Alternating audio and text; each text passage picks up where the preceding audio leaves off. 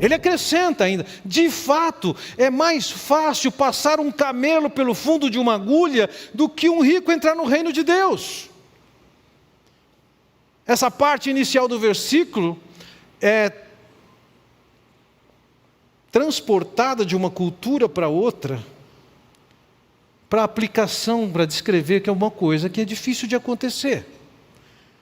Os persas diziam, quando alguma coisa era difícil: é mais fácil um elefante passar no fundo de uma agulha do que. Na fauna de Israel não tinha elefante.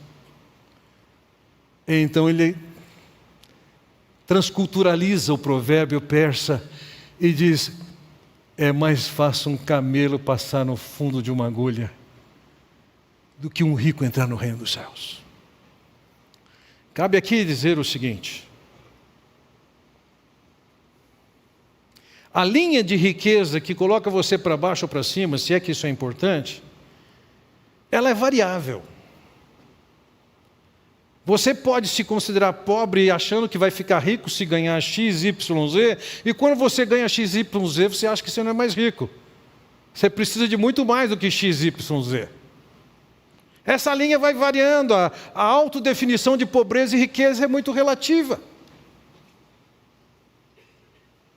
Mas se nós pensarmos somente na sociedade brasileira, pelas definições do que é pobre e do que é rico, vou tomar a liberdade de olhar para esse estacionamento e dizer o seguinte: vocês são ricos.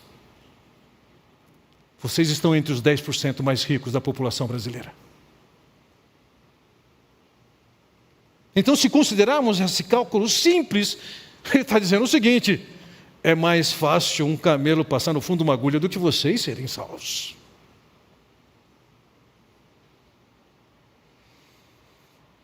Agora, além do Senhor colocar as coisas em termos de ser mais fácil ou mais difícil, veja o que acontece no versículo 26. Os que ouviram isso perguntaram: então quem pode ser salvo?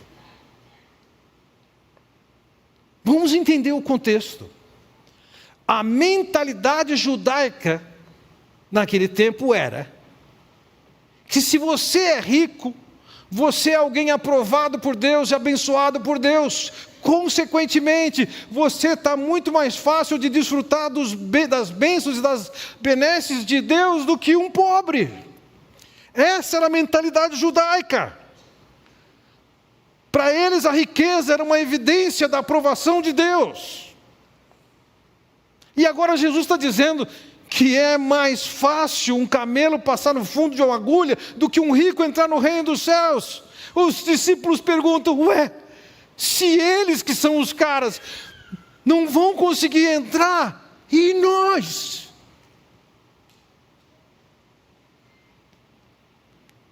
E aí Jesus coloca o ponto da questão.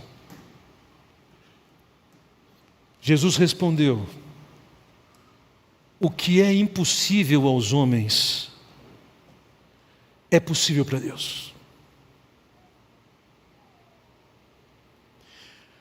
A salvação não é somente difícil para o rico, ela é impossível para qualquer ser humano. A salvação conquistada por si próprio não é simplesmente difícil, é impossível. A conversa está se desenrolando e o que o Senhor Jesus quer fazer aquele povo entender é o seguinte: não existe homem que cumpra a lei e que portanto ele está salvo. É impossível pelo que ele faz. Não é pelo tamanho da riqueza que ele tem, é impossível aos homens.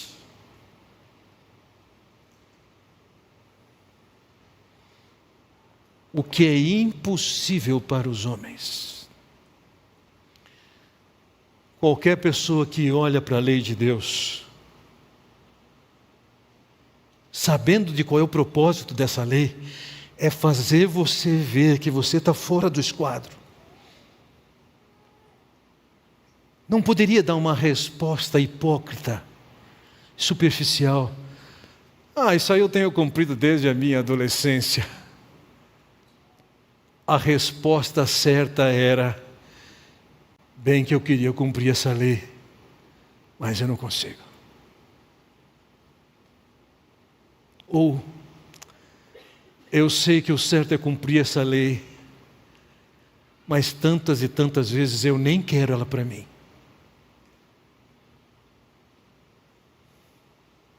Ou, tem outro jeito porque eu não consigo cumprir com as exigências que Deus estabeleceu. É o reconhecimento, é a admissão de que nós não temos condições de cumprir com as exigências de Deus. As exigências de Deus estão acima de nós.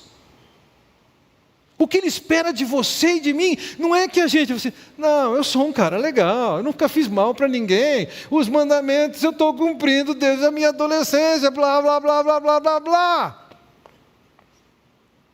E o Senhor Jesus sabe, não, eu sei que não. Você sabe que não. E se depender do que você faz ou deixa de fazer, entenda uma coisa: é impossível, não vai ser você a exceção da raça humana. Mas aquilo que é impossível aos homens, Ele diz é possível para Deus. A salvação não é alcançada como resultado da ação humana, mas é alcançada por uma ação divina. E o que é isso? Quando Paulo escreveu aos Romanos, no capítulo 1, versículo 16, ele diz: não me envergonho do Evangelho, porque é o poder de Deus para a salvação de todo aquele que crê, primeiro do judeu, depois do grego. A salvação é pelo Evangelho.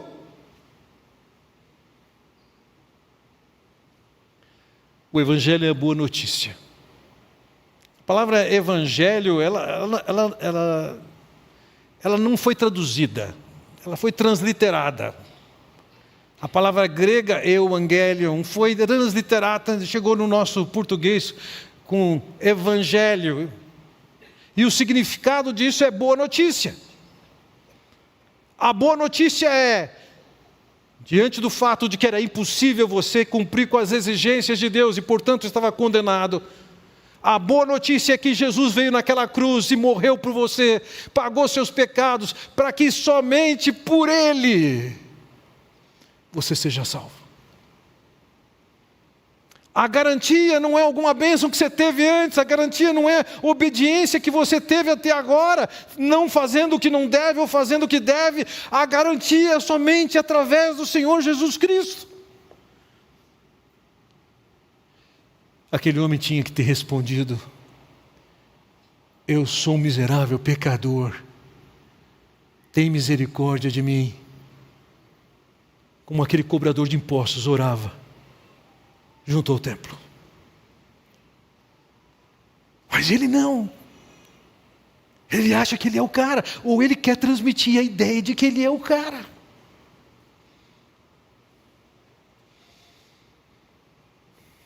A resposta dele foi errada.